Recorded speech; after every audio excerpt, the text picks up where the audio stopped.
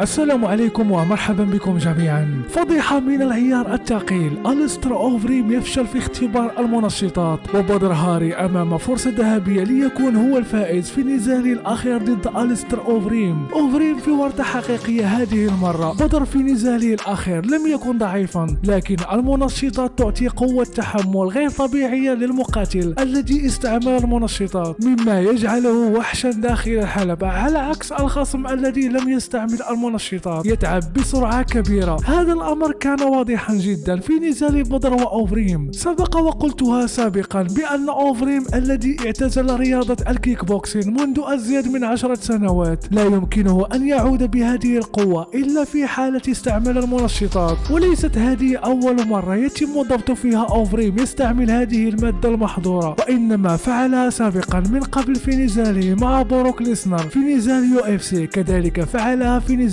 ضد فرانسيس نغانو، لكن رغم أنه استعان بالمنشطات ضد فرانسيس نغانو إلا أنه لم يستطيع الانتصار عليه. فضيحة تاريخية، وربما هذه ستكون أخبار سارة لنا كجماهير للأسطورة بدر هاري، لأنه بعد هذه الفضيحة نتيجة النزال لن تكون خسارة لبدر، وإنما هذا النزال جلوري ستقرر منح نتيجة النزال لبدر هاري أو إعادة النزال من جديد، لكن لا أعتقد بأنه ستتم إعادة النزال، وإنما جلوري ستعاقب أوفريم على استعانته بالمنشطات وستمنح الفوز لبدر، وهذا الأمر سيجعل بدر هاري يتراجع عن قرار اعتزاله لرياضة الكيك بوكسين. الصحف الهولندية قالت بأنه تم العثور على مادة محظورة استعملها أوفريم، وهذه المادة هي عقاقير تعطي القوة من أجل الاستمرار في المواجهة، لكن فريق الهولندي أليستير قاموا بنفي هذه الأخبار. لذلك أليستر أوفريم وفريقه التقني قاموا بطلب إجراء اختبار ثاني من أجل التحقق من هذه الأخبار المتداولة، ونتيجة نزاله ضد بدر هاري ستتغير طبعا، وسيتم احتسابها لصالح الأسطورة بدر هاري، كما أن أوفريم ستتم معاقبته بمنعه من القتال لمدة طويلة في حالة نجح الاختبار الثاني. فالمنشطات بصفة عامة يستخدمها الرياضيون لزيادة نشاط العضلات وتحقيق كفاءة بدنية، لكن الكثير من المنشطات هي ممنوعة ويتم المعاقبة عليها، وكما تعلمون القانون الرياضي الأوروبي لا يتسامح في هذه الأمور، خاصة المنشطات، لأنها تعتبر جريمة وأمر غير رياضي وغير أخلاقي. لذلك إن ضبط أي رياضي يتعاطى لهذه المادة فيتم إصدار قوانين صارمة قد تمنعه من إكمال مسيرته في هذه الرياضة، لأنه قد فعل جريمة في حق هذه الرياضة وهي تعاطيه للمنشطات. والآن أوفريم في ورطة حقيقية، قد تكون هذه هي نهاية مسيرة أليستر أوفريم إن فشل في الاختبار الثاني. أخبروني برأيكم في التعليقات، هل تعتقد أن أوفريم استخدم عقار يحسن من أدائه من أجل الفوز على بدر هاري، أم هذه مجرد خطة استخدمتها جلوري من أجل عودة بدر هاري للحلبة مجددا؟ أنتظر إجاباتكم من خلال التعليقات. قبل نهاية المقطع إن كنتم من محبي متابعة أخبار الرياضات القتالية فضلا اشتركوا بالقناة وفعلوا زر الجرس ليصلكم كل جديدنا، كذلك ضعوا إعجابكم بالمقطع لينتشر بشكل أكبر. كان معكم محسن،